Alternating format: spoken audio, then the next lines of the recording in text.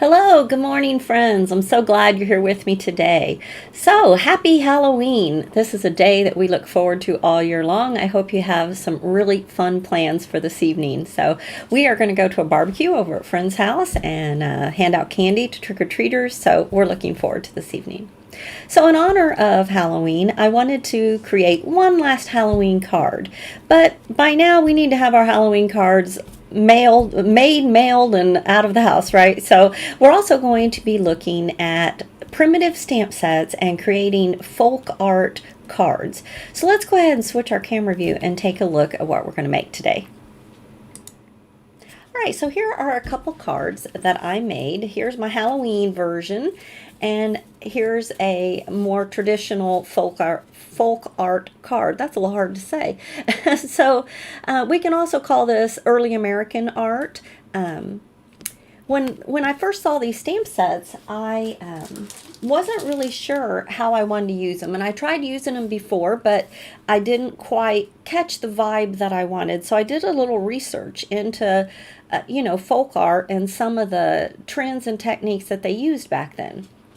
So I'm going to be discussing some of those. So if you've never really done this type of vibe before, hopefully I can give you some tips that will help you, create cards that really pick up that from that era. Okay, so let's look at some of the sets real quick. Move those aside. I am going to be using Primitive Halloween, both the stamps and the dies. And this is a brand new one, and it is called Prim Little Things. So we've got little dolls, birdhouse, and some cute little sayings, and I'm going to be using that as well as the dies that go with that. This is a die set called Primitive Shaker Set, and we'll be using the heart and the moon as well as some of these smaller dies. This is the Shaker Maker, and I'll be using this large outer frame. I'm also going to be pulling in the Slimline Pine set, and specifically this stamp right over here. And then the two paper pads that I'm using are the Chilling Christmas and the Christmas Eve. And I'm going to be using this one that's kind of cream and red. And I'm going to be using this kind of checked piece out of this set. So I am going to go ahead and pull this one out because I'll need that during the demonstration today. And we're going to start with our kind of everyday card, and then we'll finish up with the Halloween.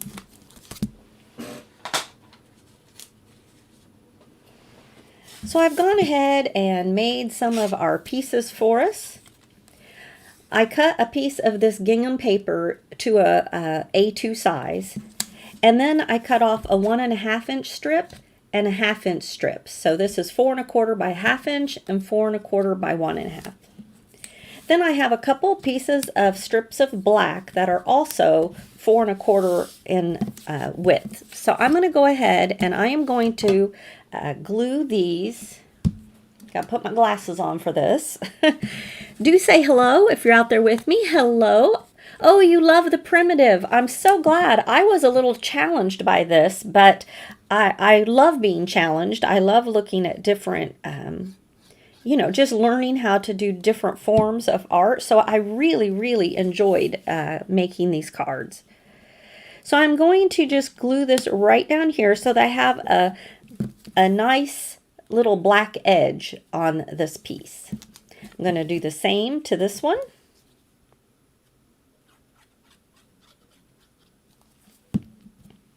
And sometimes I do this with double-sided adhesive, but today I am just using my wet glue. And trying to get that about the same. It doesn't have to be exact. There we go. Okay, so we have those two pieces ready to go. The next thing I'm going to do is to get some green ink, and I have chose the Spruce by Catherine Pooler. I want to grab a piece of paper to protect my surface. And one of the things that I found with the primitive look is using colors that are gray toned or a little more muted. They didn't use a lot of bright colors, either that or they faded over the years because they are, choose your color palette to have more of a muted tone to kind of get that look that you're going for. So I put my pine stamp here on a block. And another thing that I picked up on as I researched this form of artwork is that they often have borders at the top and the bottom. So to create my border at the top, I'm going to stamp once and then stamp a second time to get that overlaying look. And I'm going to do this all the way across the top.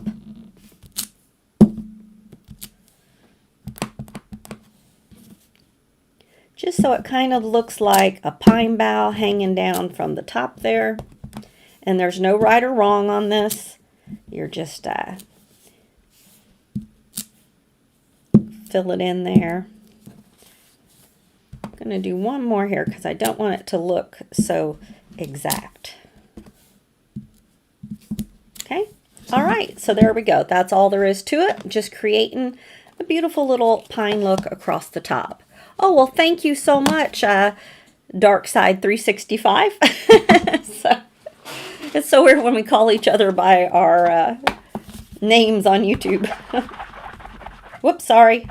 Just cleaning my stamp off and I shake the whole camera. Sorry about that. Okay, so now that we have our pine across the top, I'm going to go ahead and add our decorative strip across the top. So like I said, that was one of the things when I did my research. I noticed a lot of the primitive artwork had a top and bottom border, and then they're seen in the middle. And then, of course, I chose my pattern paper based on some of my research as well. And Whimsy Stamps actually had quite a few choices, so that was good. Before I go any further, we're going to add another piece in here, and this is our heart. Hearts, moons, stars, those were very common in the primitive artwork, or the early American artwork. So I'm going to put this right over here, kind of angling it off to this one side. I had some tape handy, but I've misplaced it, so let me grab some tape. Some other things that I found was stitching. Any kind of stitching that you can add definitely helps create that feeling on the card that you're going for. So this heart has stitches that it will leave on my back panel. And then I have gone ahead and die cut another one out of black, and it'll have the stitching as well. So I'm going to go ahead and run that through my die machine real quickly.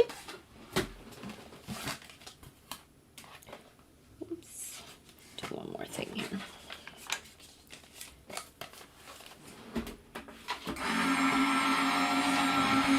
So the stitching, the plaids. Oh, another thing that I found was using a cream color background rather than white. Like, you'll notice that most of the time I always use a white cardstock to start with, but this time I went with a little bit of an off-white. And I don't know if some of that artwork maybe started out white, but has faded over time, but most of what I found had a more creamy background. It didn't have a stark white background. The only time I noticed that it would have white was if there was like a white house or like a church building. So going with that off-white I thought helped. And when I do glue these cards onto card bases, I'm going to glue them onto a craft cardstock card base rather than a white card base. So for now, I'm going to go ahead and place my primitive heart that I used, cutting this one out of black. I'm going to place it right in the spot. Now, if you're working on your card base already, you can just glue it straight down on your card base. I have not made my card bases yet, so I'm just going to use a little bit of tape here to hold my little heart in place until I'm ready to glue that down. Okay, you won't have to do that step. And look, I stuck my fingers in the black, so hopefully I don't get that on there. Okay, now we can go ahead and glue on the base.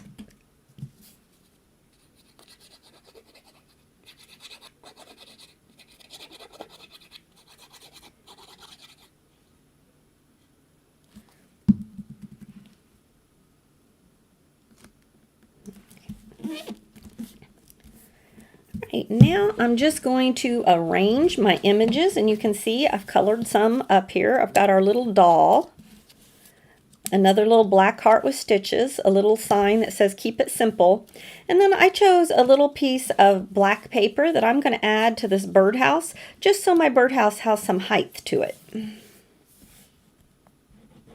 I didn't want my birdhouse to be so low to the ground. I wanted it to have a little bit of height. So I'm just going to glue on this stem. So to get everything positioned where I want it, I'm going to kind of lay it out before I start gluing down. When I put my birdhouse on, I didn't want it to be over where you couldn't see the stem because it was perfectly in line with the heart. I didn't want to cover up all of the stitching. I didn't mind covering up some of it. And then I want my birdhouse to just slightly overlap my keep it simple. That's a trick. Whenever you have your images kind of touching one another, it draws them together into one big image. So I wanted those to be slightly touching. So I'm going to start with my keep it simple sign, and now I'll place the birdhouse.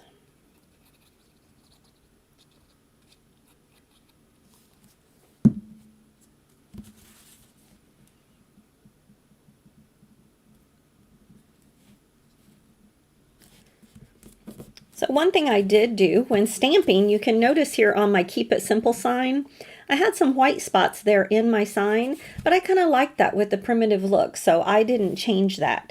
In the other one, I took a black marker and I filled in any black spots or white spots just to kind of see, but I kind of liked it with the spots showing. I thought that gave it a more primitive look. So the next thing I'm going to do is put on my little doll, but I'm going to leave this side of her head. I'm not going to add glue because I'm going to be able to tuck this heart in behind her after I get her put where I want her. And I want her to just be leaning against this little birdhouse. And now I'm going to tuck in our little stitched heart on this side. All right, there we go. Now, to finish this up, I have chose the greeting that says enjoy the little things out of the Prim Little Things stamp set, and we're going to stamp that right down here.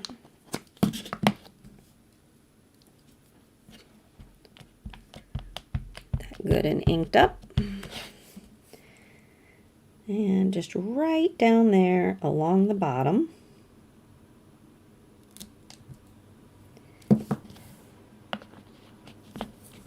Go.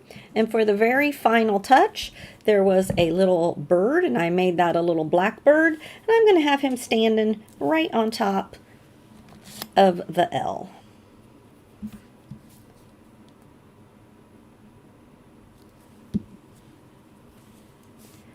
So I did notice when researching folk art is they use a lot of black. So I don't know if that was just a common color that they were able to get back then, but the black really helped keep that looking primitive. All right, so that was my kind of everyday card that you can use, but now let's move into Halloween, because today is Halloween. Okay, it'll be my last Halloween card until next year. So what I do with there it is. I lose this little pen so often. All right. So again, I'm starting with that piece of cream colored cardstock. I've made myself a black frame. And I cut down this piece of paper to fit behind my black frame. So I am going to go ahead and glue my frame onto my patterned paper. And then like before, we're going to cut the moon out of the piece that we have here, the patterned paper. And that will leave us the stitches. Now I cut that to 4 1/4, so that should fit fine. Might have to trim it just a little bit. Looks like I have a little bit showing. So take my scissors and trim that up.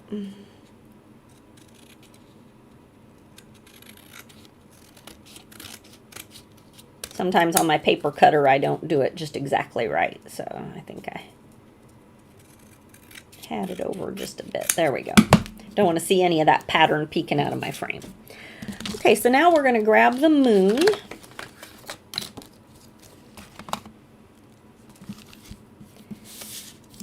And I'm going to cut the moon from about right here.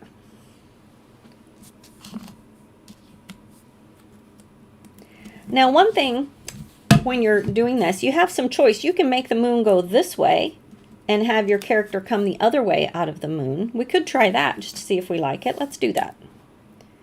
All right, we can decide which way we like it best. All right, we're going to run this through.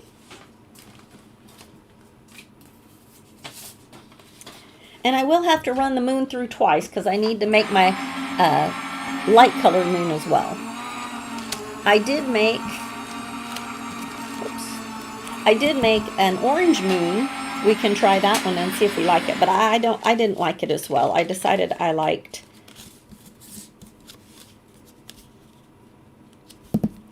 Now, you could just leave it like this and let this be your moon, but I want that stitching on the inside too. So to get that look, I'm going to have to cut my moon again out of a piece of cream card, which I had right here.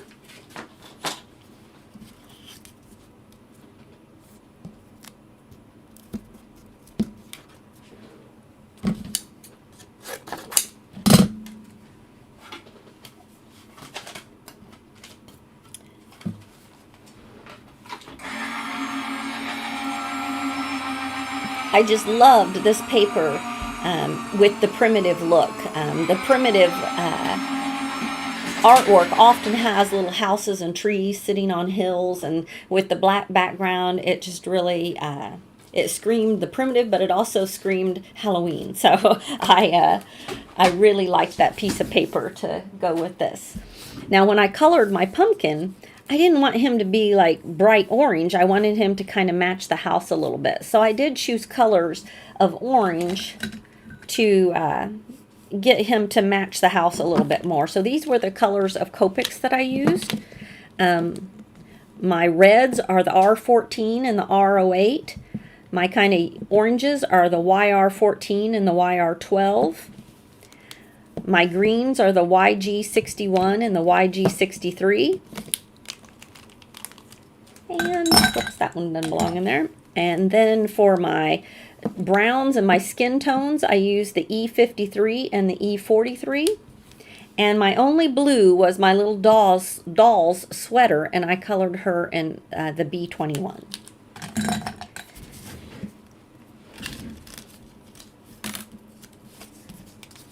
All right, so now we have our stitched moon. And I did it in just a slightly brighter color than the background paper, just so it'd have a little bit of a glow look to it. So let's go ahead and glue these pieces onto our background. So one thing you can see that's missing from these cards that's very intentional is any kind of bling. Like there's no glitter, there's no gems or anything like that. Just keeping them very simple if you want to recreate that type of artwork.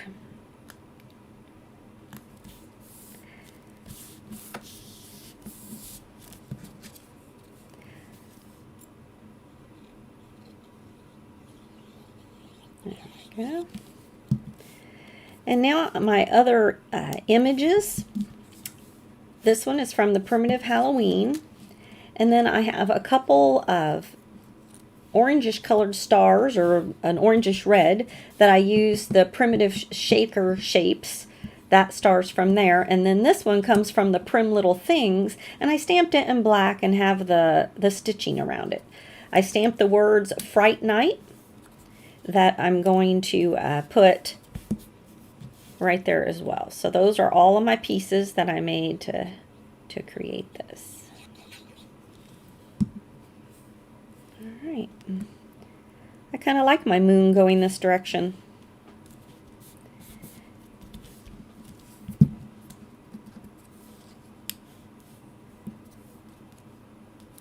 Just kind of deciding how I want my stars.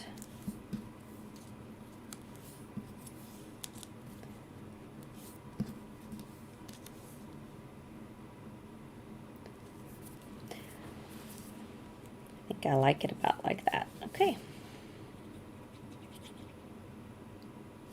So like I said, the whole primitive look was not something I had ever, tried to do. I've seen it around and stuff, like when you're going to antique shops and things like that. I mean, I've seen it, but I didn't really know how to get that look. So some of the things were using black, a lot of black, starting with the off-white. So your color choices have a lot to do with recreating that look. And a lot of stitching.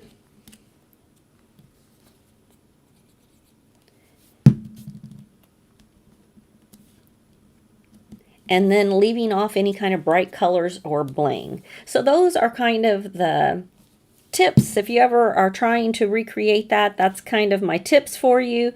It also is helpful to kind of Google primitive folk art and see what pops up to kind of get some ideas of how that looks, and maybe you'll kind of clue in on some other things that I didn't notice, but that will help you. So here are my folk art inspired cards. I just love how they turned out.